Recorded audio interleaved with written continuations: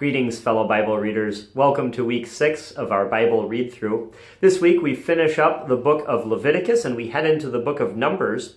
As we do so, we see God transition from talking about the spiritual arrangement of the life of those Israelites to the physical arrangement of the Israelites as a nation.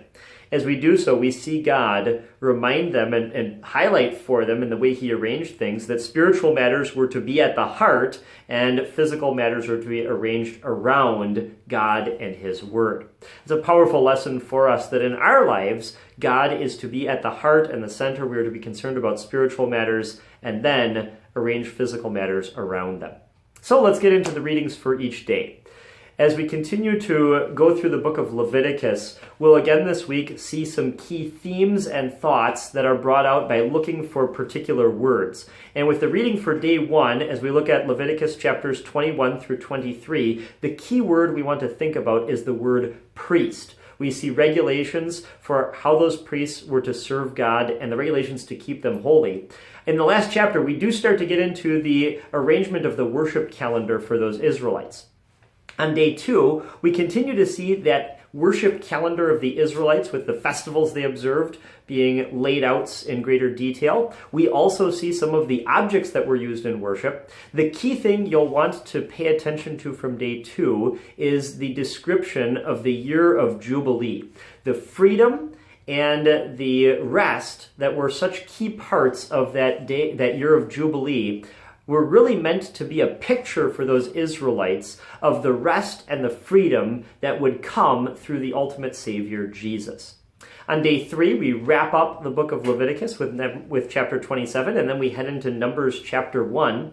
The key word for Leviticus 27 is dedication. We see being dedicated to the Lord and the regulations for how to dedicate a person to the Lord. And then as we move into Numbers chapter 21, we get the first census. It's not exactly the most interesting thing to read about. However, there is a very interesting detail to note, and that is that when God had the Israelites take this census, he had people counted by name. And so driving home that God cares for people as individuals in a very personal way.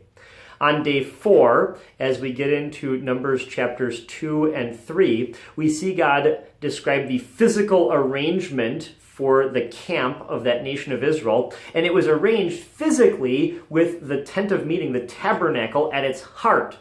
Now that physical arrangement of the camp was meant to drive home to those Israelites that God was not only at the center of their camp, but he was to be at the center of their lives. And that is true for us also as Christians. God ought to be at the center of our lives as believers.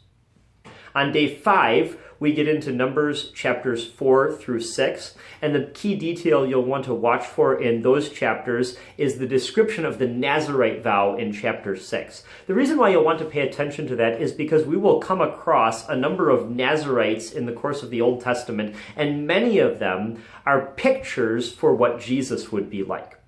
Then on day 6, we look at Numbers chapter 7, and in that chapter we see the gifts that the leaders of the tribes of Israel brought forward for use in the temple. And in those gifts and the amount of wealth that was brought forward, we see the enthusiasm that God's people had for worshiping the Lord.